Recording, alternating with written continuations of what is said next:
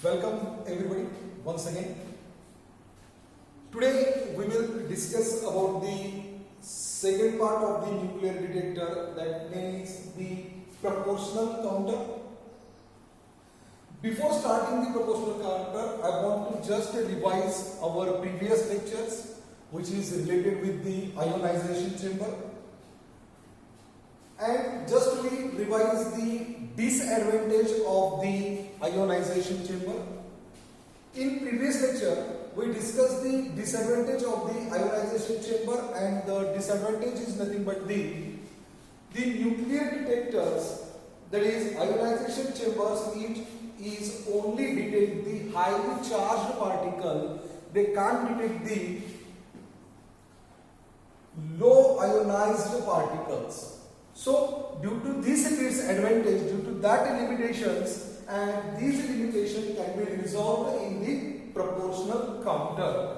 So the proportional counter says that simply the aim of the proportional counter is it is nothing but one kind of the device which is used to detect the charged particles, especially those charged particles which have low ionizing power. The low ionizing power is simply nothing but the beta particles, gamma rays, mesons, and etc. We see here the limitations of the ionization chamber can be resolved, can be minimized in a proportional counter. And simply aim क्या कहता है, दी proportional counter का M क्या कहता है कि जो लो ionised particle है, जैसे कि बीटा पार्टिकल हो गए, गामा रेज हो गए, मेसॉन्स हो गए, या इनके जैसे जो लो पार्टिकल्स होते हैं, वो लो पार्टिकल्स आयोनाइज कर डिटेक्ट करने का काम कौन करता है? ये प्रोपोर्शनल काउंटर करता है. So first of all I would like to say here कि जो भी पार्टिकल्स है, that is called as the nuclear particles, और जो particles alpha, beta, gamma rays जैसे रेडिएट करते हैं, इमिट्स करते हैं, वो जो भी न्यूक्लियर पार्टिकल्स होते हैं वो क्या होते हैं? अनस्टेबल होते हैं. And due to that stability, उनको जहां स्टेबल होना है, जब स्टेबल होते हैं तब वो कुछ अमाउंट में रेडिएशंस इमिट्स करते हैं, खुद में से रेडिएशंस एग्जिट्स करते हैं, एंड वो जो काउंट करने की प्रोसेस होती है वो होती है न्यूक्लियर डिटेक्टर के अंदर. So it is simply the proportional counters. So first of all we see the principle of proportional counter. तो प्रिंसिपल क्या कहता है प्रोपोर्शनल काउंटर का कि ये जो आयोनाइजिंग पार्टिकल्स है, जैसे कि हमने प्रीवियस लेक्चर में देखा था कि when the some particles which is enters in that the gas chambers और दी सिलेंड्रिकल चेम्बर्स, इसके अंदर जब वो एंटर्ड होते हैं, एंटर्ड होने के बाद इसमें के जो भी कोई गैस मॉलिक्यूल्स होते हैं, गैस एटम्स होते हैं, वो जो गैस एटम है वो गैस एटम आयोनाइज होते हैं. तो वो आयोनाइज होने के बाद further they are primary ionise, after that they will be goes to the secondary ionisations. And ये जो सेकेंडरी आयोनाइजेशन है, ये सेकेंडरी आयंस जो भी सिचुएशन क्रिएट करते हैं, इसके अंदर ये जो वायर है यहाँ पे या यहाँ पे कैथोड पार्टिकल्स के पास हो गए, जो भी वहां पे वो जो भी कुछ वर्क करते हैं, due to that some amount of pulses will be counted from here. तो ये हो गया सिंपली उसका प्रिंसिपल हो गया. तो एक्चुअली क्या है कि ये जो प्रोपोर्शनल काउंटर है, तो ये प्रोपोर्शनल काउंटर में क्या होता है, सबसे इंपॉर्टेंट बात कि ये जो आयोनाइजेशन क्या है वो हम लोग समझ लेते हैं. सबसे पहले first of all we see the what is the ionization, how the ionization is takes place. We know everybody that is the nucleus which is having the protons, and around this nucleus some of the orbits was there, and these orbits having the some electrons. कुछ electrons होते हैं यहाँ पे। Okay, so this electrons having the negative charge and this is having the positive charge. तो ये जो molecules होते हैं इट इज इलेक्ट्रिकली न्यूट्रल है। क्यों इलेक्ट्रिकली न्यूट्रल है इसको समझते हैं। We just see here by the one example, there is protons and is here the electron. Suppose consider in that atom the 20 proton was present and 20 electron is present. We know very well what is the charge on the protons. That is charge on the proton is E plus and charge on the electron is E minus. So whenever some external particle that is charged highly energetic or low energetic particles, when these are entered in that molecules, जब इसके अंदर bombard होते हैं या इसके अंदर आते हैं, at that time what happens at that time? That time these electrons are knocked out. These electrons are knocked out here. When these are knocked out, when these energy is a maximum that of the electrons. ये electrons से ज्यादा अगर ये energy होती है तो ही ये क्या होगा, नॉकआउट होगा। ये नॉकआउट होगा मींस यहां से एक इलेक्ट्रॉन एग्जिट हो गया, यहां से एक इलेक्ट्रॉन क्या हो गया, एग्जिट हो गया। Due to that existence of the electrons here, that is 19 minus electron was present and here is the 20 plus positive ions will be present, so it is act as the positive ion, because plus 20 minus 90 it is simply the plus 1 and it is just work out the plus 1 and here we see here कि यहाँ पे क्या हो रहा है कि एक electron exit हो गया। Due to that electron existence here work as the positive ions and due to that process our positive ion as well as our negative ion will be work. So another एक यहाँ पे और एक भी condition हो सकती है। Suppose कि यहाँ पे आने वाली जो भी एनर्जी है वो एनर्जी इससे ज्यादा नहीं है, कम है, तो ये नॉकआउट नहीं होगा। लेकिन क्या होगा, यहाँ पे देखिए ये जो इलेक्ट्रॉन्स है ये इलेक्ट्रॉन एक्सिस्टेंस स्टेट में आ जाएगा और इट इज एक्साइट हो जाएगा, एक्सिट होके वो ऊपर आएगा and we know the value of that is 10 to the power nearly -8 and ये ऊपर जाएगा। ऊपर जाने के बाद after some interval of time they come back their original position. That means we see here these are the two conditions was here. Here is the knockout of the electron and second one the existence process of these energies and due to that process यहाँ पे क्या होगा, आपके photons particles generate होंगे। कौन से particle generate होंगे, यहाँ पे photon particles जनरेट होंगे। So it is the nothing but the principles as well as the just explanations of the ionization कैसे होता है, just it is the one of the simply explanations. So another one point is here that is the construction.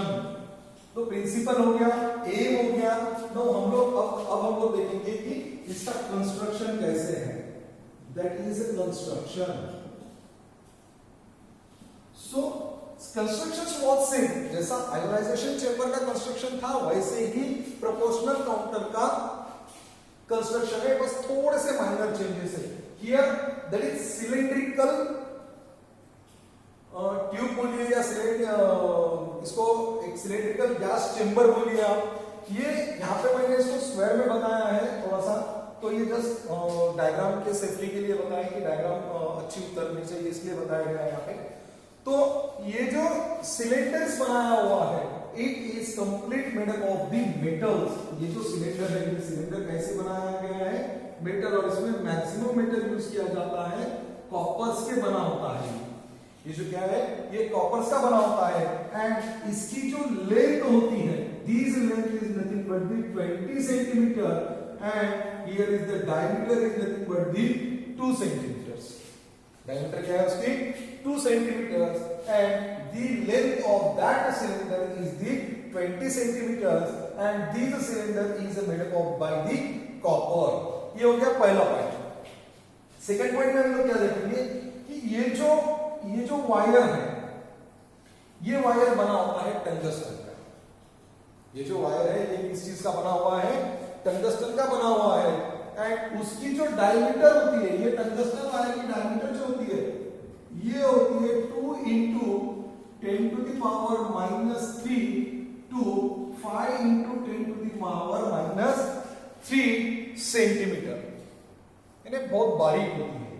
2 into 10 to the power minus 3 centimetre to 10 to the power minus 3 2 to 5 into 10 to the power minus 3 centimetre. तो ये देखो इसके अंदर हमें दो चीज मिल रही है. एक तो ये टंगस्टन का वायर और दूसरा ये जो है तो ये मेटल सिलेंडर मिल रहा है. Suppose we consider for the ये हमें बाद में लगने वाला है. For that A is nothing but the radius of wire and B it is nothing but the radius of cylinder. Radius of cylinder. और उसको सिलेंडर बोलने से तो उसको आप चेंबर भी बोल सकते हैं. चेंबर एक अच्छा वर्ड है इसके लिए फॉर आवर कन्वीनियंस. सिलेंडर बोलो या उसको एक बार चेंबर भी आप लोग बोल सकते हैं. सो ये हो गया जस्ट ओन. तो ये जो चेंबर है in that chambers near about the 90% आपको प्रिंसिपल गैस भरना है. कितना? 90%. और जो प्रिंसिपल गैस है वो हम लोग यहाँ पे यूज करेंगे अर्गॉन.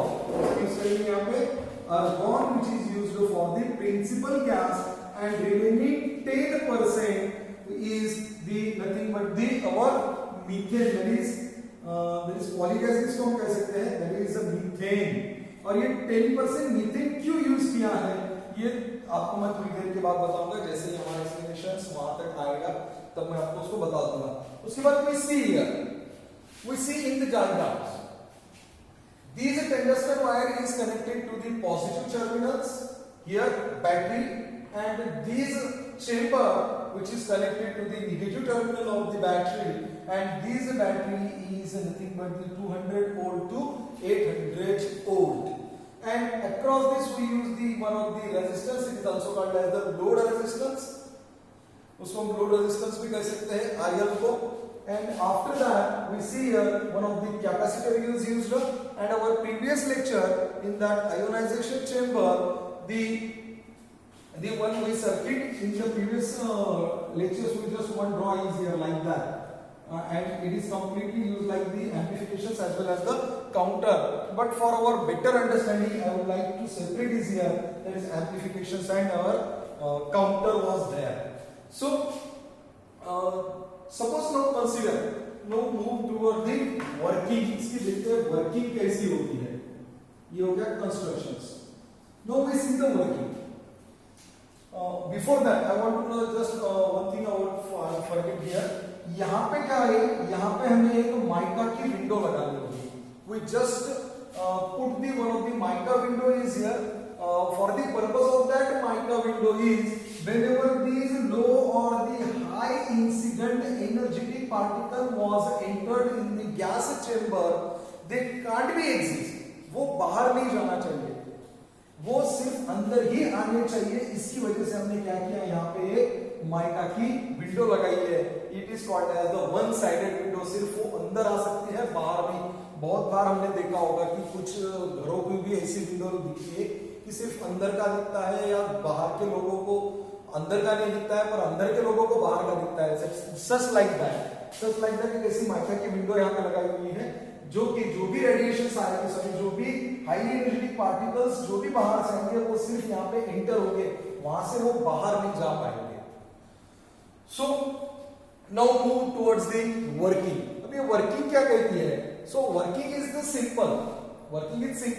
When these particles, when these highly energetic particles, यहाँ पे कोई भी आप न्यूक्लियर पार्टिकल ले लो या कुछ भी ले लो, जब ये इसके अंदर एंटर्स होगा, एंटर होने के बाद क्या करेगा कि यहाँ पे जो भी गैस मॉलिक्यूल्स है या गैस एटम्स है, गैस एटम के साथ वो कोलाइड्स होगा. ड्यू टू दैट कोलिजन्स, अगर ये हाईली एनर्जेटिक है यानी हाईली एनर्जेटिक मीन्स वैसा नहीं है कि ये लो पर भी काम करता है। हाईली एनर्जेटिक मीन्स क्या कि यहाँ पे जो भी गैस पार्टिकल्स है, गैस पार्टिकल के यहाँ पे जो भी इलेक्ट्रॉन्स है, ये इलेक्ट्रॉन्स को नॉकआउट करने इतनी अगर उसमें एनर्जी होगी तो क्या होगा, ये इलेक्ट्रॉन्स यहाँ से बाहर निकल जाएगा। इलेक्ट्रॉन्स क्या होगा, यहाँ से वो बाहर निकल जाएगा। एंड ये बाहर गया हुआ जो भी इलेक्ट्रॉन्स है वो इलेक्ट्रॉन्स यहाँ से निगेटिव है और ये हमारा पॉजिटिव है, तो ये directed towards that tungsten wire. ये वायर की ओर आएगा और ये वायर की और आते वक्त क्या करेगा, देखो it's one of the most interesting things was here. Whenever these electrons are goes towards the tungsten wire, at that time these electrons is highly energetic. These electrons is highly energetic, and due to that energy power, due to that electrostatic force, these electrons are collided to the nearer atom. These electrons are collides to the nearer atoms. ये बाकी के atom के साथ भी collides होगा। Suppose consider कर लो कि ये वाला जो इलेक्ट्रॉन है, ये इलेक्ट्रॉन्स यहाँ से निकल रहा है और ये निकलते वक्त इसके रास्ते में जो भी इलेक्ट्रॉन्स आएगा, सपोज कंसीडर इसके रास्ते में ये जो दो इलेक्ट्रॉन्स आ गए, दो एटम्स आ गए, ये दो एटम्स को क्या करेगा, ये इसके साथ हो गया, इसके साथ कोलाइड्स होगा, यहाँ से भी वो इलेक्ट्रॉन्स बाहर निकालेगा, यहाँ की भी इलेक्ट्रॉन्स को वो क्या करेगा, नॉकआउट करेगा। सिंपली ये और फर्दर नॉकआउट करेंगे, ये और फर्दर नॉकआउट करेंगे, यानी इसका मतलब क्या है कि ये जो प्राइमरी आयोनाइजेशन है, ये प्राइमरी आयोनाइजेशन क्या करेगा, यहाँ पे सेकेंडरी आयोनाइजेशन प्रोड्यूस करेगा। एंड एक प्राइमरी आयोनाइजेशन नियर अबाउट 10 से 1000 इलेक्ट्रॉन्स को नॉकआउट करने की क्षमता रखता है। वो क्या करता है, 1 से 100 10 से 1000 तक के इलेक्ट्रॉन्स को नॉकआउट करता है। कब तक नॉकआउट करते आएगा, जब तक वो ये टंगस्टन वायर तक नहीं पहुंचेगा तब तक। So the one thing is was here, अब क्या होगा कि ये सेकेंडरी होगा, मतलब ये कितने फोर्स से आएगा, तो एक सिंपल इक्वेशन आप लोगों को मालूम है, E is equal to V/d। इसको हम बहुत बार ये भी लिखते हैं कि E electrostatic force that is dV by dr। So it is simple V divided by R। तो ये R है ना, ये R के साथ और एक टर्म आएगी, कौन सी टर्म आएगी, क्योंकि हमें इसकी भी रेडियस लेना पड़ेगी, इसकी भी रेडियस लेना पड़ेगी, तो सिंपल क्या होगा, that is log of B by A। log of, sorry it is not here, it is at the denominator, log of B by A। Now whenever we just see, suppose consider आपने B 1 mm consider कर लिया, B आपने 1 centimetre consider कर लिया और voltage 100 volt consider कर दिया, तो नियर अबाउट इसकी वैल्यू क्या आएगी, इसकी वैल्यू आएगी E is equal to 10 to the power 6 volt meter. क्या कंसीडर कर लिया हमने, B is equal to 1 centimetre, A is equal to what is 1 mm and V is nothing but the 100। It is just for our convenience, ये आपके convenience के लिए हमने ऐसा कंसीडर किया है।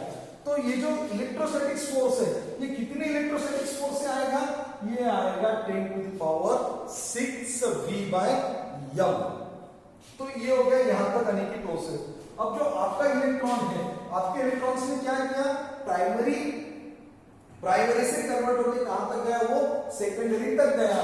अब देखते हैं कि अब क्या होगा, इसके बाद क्या होगा कि ये जो आयंस है, वो आयंस तो आपके वापस आ गए टंगस्टन पे, जो भी इलेक्ट्रॉन्स थे वो इलेक्ट्रॉन्स, और बाकी के जो थे पॉजिटिव, क्योंकि हमने देखा यहाँ पे हमने देखा था कि E माइनस जैसा नॉकआउट हो गया कि बाकी का एटम जो है क्या करेगा, वो E प्लस से वर्क करेगा, तो E माइनस यहाँ पे आएगा, सिमिलरली E प्लस क्या करेगा, अप साइड को जाएगा। एंड इन दैट प्रोसेस ये जो होगा, इसके अक्रॉस यहाँ पे क्या होगा, आपका वोल्टेज ड्रॉप होगा, यहाँ पे आपका वोल्टेज ड्रॉप होगा। एंड यहाँ से क्या होगा कि आपका जो भी एम्प्लीफिकेशन है, वो एम्प्लीफिकेशन यहाँ से ये कैपेसिटर से जब पास होगा, तो कैपेसिटर का वर्क क्या है कि जो टाइम पीरियड का उसको अलाउ किया गया है, वही टाइम पीरियड के पल्सेस वो क्या करेगा, इससे बाहर जाने देगा। यहाँ पे एम्प्लीफिकेशंस होगा, एम्प्लीफिकेशंस के बाद यहाँ पे क्या होगा, आपका ये काउंटर्स में आपके जो भी रेडिएशंस है, वो रेडिएशंस क्या हो जाएंगे, काउंट हो जाएंगे। नाउ अब आते हैं मीथेन पे। कि हमने यहाँ पे मीथेन क्यों यूज किया था, 10% जो मीथेन था हमारा वो मीथेन यहाँ पे क्यों यूज किया। तो इसमें एक बात मैं आपको बताता हूँ कि इसके पहले भी मैंने बताया था कि यहाँ पे फोटॉन्स पार्टिकल्स जनरेट हो सकते हैं। तो मानो एक बात कर लो कंसीडर कि ये जो एरिया मैं आपको बताऊं, ये एरिया में क्या होगा कि बाहर से कुछ चार्ज पार्टिकल्स आ गए जो कि यहाँ पे इलेक्ट्रॉन्स को आयोनाइज करना चाहते थे। ये जो इलेक्ट्रॉन्स है, ये इलेक्ट्रॉन्स को वो क्या करना चाहते थे, आयोनाइज करना चाहते थे। But due to lack of their energy, not sufficient energy to knock out these electrons, it just provides some amount of energy of that electrons. तो क्या होगा कि यह जो इलेक्ट्रॉन्स है, ये इलेक्ट्रॉन एक्साइटेड स्टेट में आ जाएगा। After some time of interval ये वापस क्या होगा, यहाँ पे आएगा और यहाँ पे आते वक्त वो क्या करेगा, सम फोटॉन्स पार्टिकल्स यहाँ पे radiate.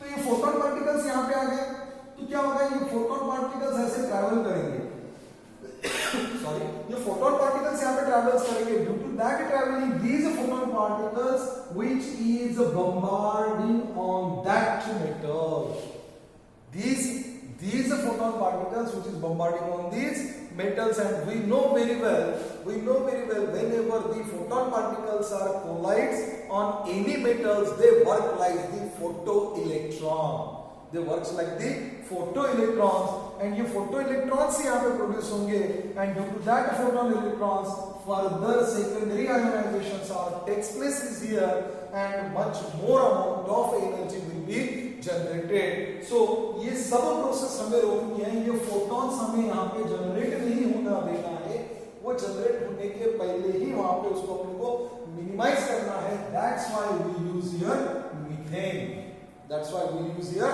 Methane. So the importance of the methane particle was here. So it is all about the proportional counters. I think we well understood about the proportional counters. What we see here, first of all we see that is aim, इसका aim क्या है, जो कि ionisation chamber का जो limitation था, वो limitation यहाँ पे हमने क्या कर दिया, मिनिमाइज कर दिया। And due to that minimisation वहां का जो लिमिटेशन है वो लिमिटेशन हमने हटा दिया। उसके बाद कुछ इन्वेंशंस करके यहाँ पे हमने क्या बनाया, प्रोपोर्शनल काउंटर बनाया। तो एम क्या है इसका कि it is one kind of the device which is used to detect the low ionised particles. ये सिर्फ लो आयोनाइज्ड पार्टिकल नहीं डिटेक्ट करता, both particles must be ionised.